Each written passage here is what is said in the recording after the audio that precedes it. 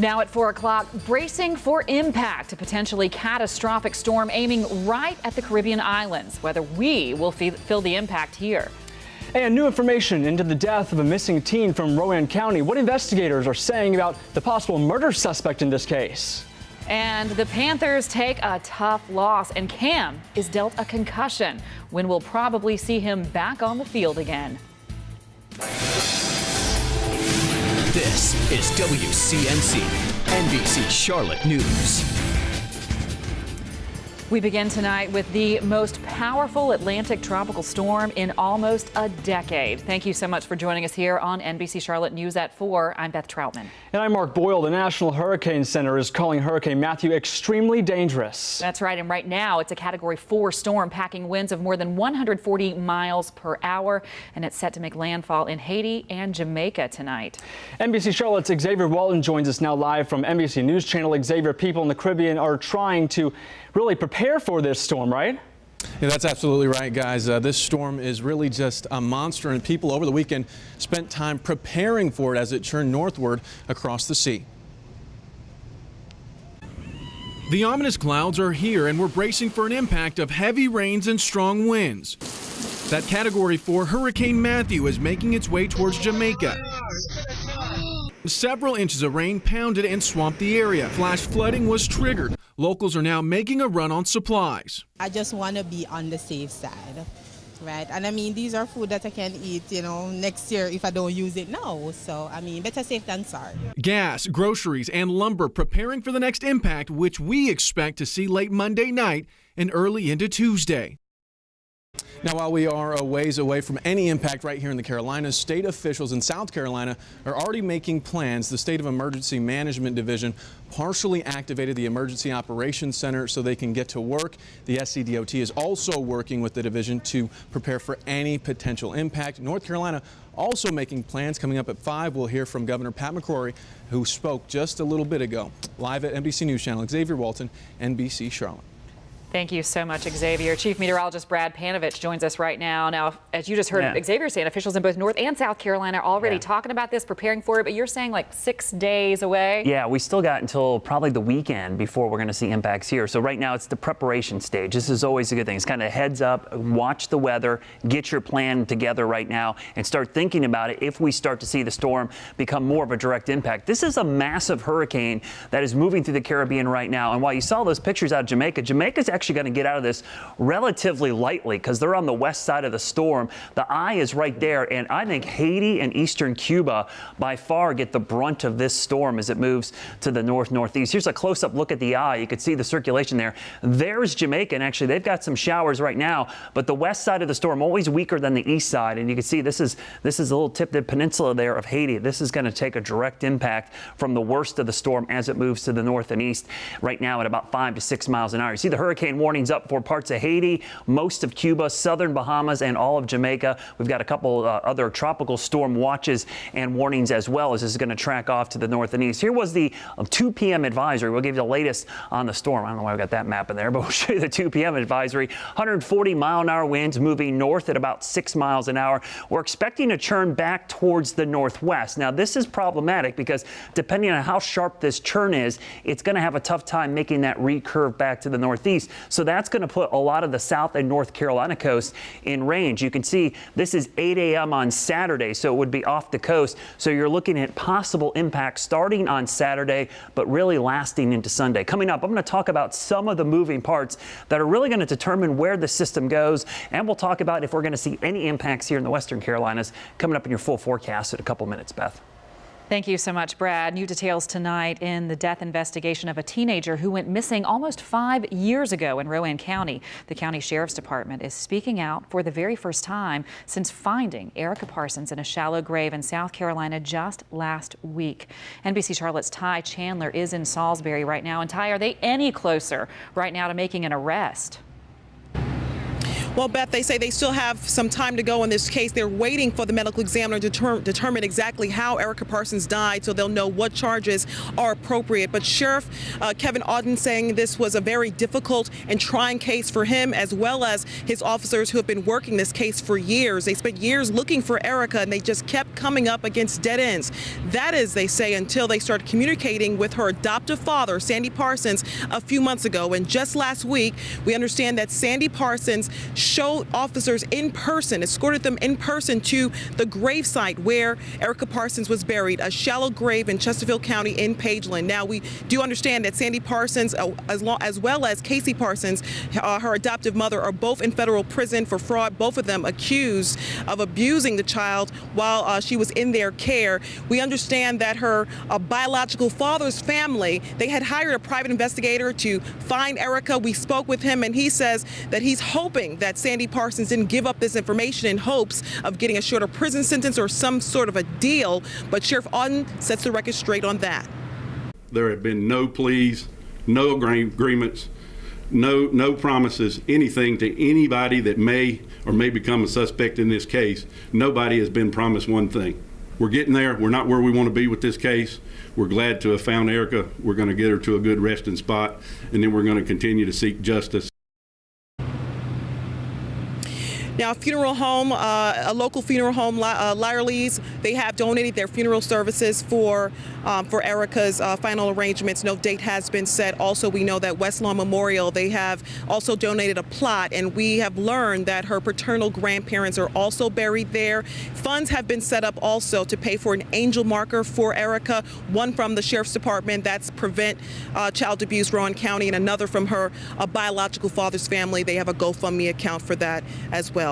That's the latest here in Salisbury. I'm Ty Chandler, NBC Charlotte. So there is some kindness coming out of the tragedy, but still so many questions to be answered. Thank you so much, Ty, for your reporting. The man accused of killing a Shelby police officer made an appearance in court today. We were there as a judge read the charges against Irving Fenner Jr., including murder, robbery, and kidnapping. He was also appointed a public defender. Fenner allegedly killed Officer Tim Brackeen, then ran to Rhode Island, where authorities eventually caught up with him there. This week, we're getting our first look at a full video of the deadly police shooting that sparked protests in Charlotte. CMPD tells us they're going to release most of the 2 hours of footage from the deadly Keith Scott when he was shot just a few days ago.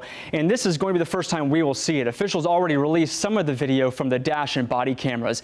But there are still a lot of unanswered questions. CMPD hasn't told us when they'll release it this week. But once we have it, we will share it with you. We also now know the plans for Keith Scott's funeral. His wake will be this Wednesday at the Church of Christ on James Island in South Carolina. That is just south of Charleston, where Scott lived before moving here to Charlotte. His funeral will be the following morning at the First Baptist Church of James Island. This week, the little boy who was shot inside of a South Carolina elementary school will be laid to rest. 6-year-old Jacob Hall was one of the 3 people shot last week at Townville Elementary.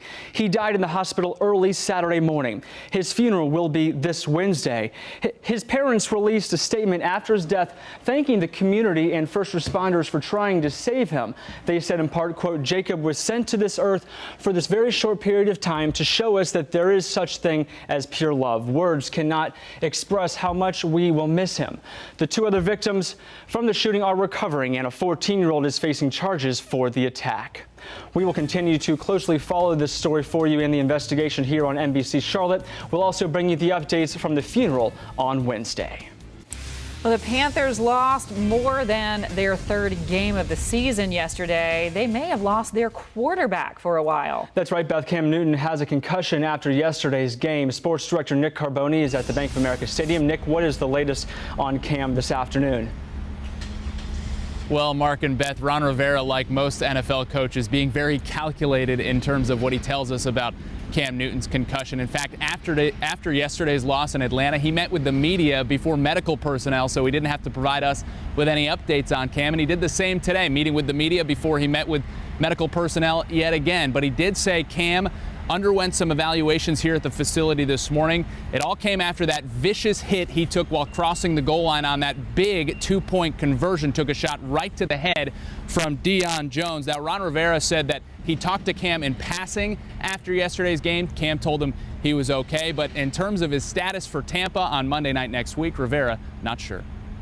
I have no idea. Like I said, I don't go in and see him purposely because again, it's tough. It's tough to answer. It really is tough to answer the questions, guys. It's hard. I don't want to say something that would go against what the trainers are saying, or the doctors for that matter. So I just kind of wait and go from there. Now, you saw in that video that Cam, as he crosses the goal line, kind of eases up, takes his foot off the gas, leaving him susceptible to that huge hit from Jones. It's a mistake that he's made in the past and apologized for. Ron Rivera was asked if it was another similar hit, another similar mistake. He said he hadn't talked to Cam about that just yet. Back to you. All right, Nick, before we let you go, do you get a sense that Cam might play as early as next week? Well, it's tough to tell, Beth, and Ron Rivera said these things are always tough to answer. These questions are tough to answer. It all depends on the player's response to concussion protocol, whether they or when they stop showing signs and symptoms of that concussion. Remember, Luke Kuechly missed 3 weeks last year in the protocol. And remember, this is a team that is still under league and player union review for their handling of Cam Newton in that Denver game. All right, Nick, thank you very much, sir. Today, the 8 Supreme Court justices returned to the bench to mark the start of the new session. And this morning, they turned down the Obama administration's request to reconsider a Mayer immigration decision. The president's plan to spare millions of undocumented immigrants from deportation was challenged in June with a 4-4 split. The court has been shorthanded since Justice Antonin Scalia died back in February. The race for the White House showing North Carolina a little more attention this week. First Lady Michelle Obama will be in Charlotte tomorrow morning for a rally at the Convention Center in Uptown Charlotte. Then she'll head to Raleigh for an afternoon talk. The First Lady will be stumping for Democratic candidate Hillary Clinton. Clinton was in Charlotte yesterday. She stopped by the Little Rock AME Zion Church in Uptown, telling members there that the time is now to heal the racial tension between police and minorities across the country, referencing the death of Keith Scott and the protest in Charlotte that followed. In America, everyone should be respected by the law and have respect for the law. Clinton was originally set to visit Charlotte last weekend, but was asked to postpone that trip because of the protests here in town. Republican candidate Donald Trump dealing with a big blow to his campaign this weekend after some of his tax returns were released. But he is not the one who did it. The New York Times revealed 3 pages of his 1995 tax return showing that he declared almost $1 billion in losses, which could have allowed a hit to legally avoid paying federal income taxes for 18 years. Trump's campaign says that he's paid hundreds of millions of dollars over the years in taxes, and the candidate himself said he understands our, quote, complex tax laws better than any other presidential candidate ever. We'll have more on this story coming up at 4:30. Also coming up, the relationship between yoga and cancer, the new benefits the practice can have for those battling the disease. And Kim Kardashian back in the news and back in the States after she was robbed at gunpoint. What authorities say the men got away with. And the investigation into that New Jersey train crash stalls. The answers investigators are still looking for. Next on NBC Charlotte. Stay with us.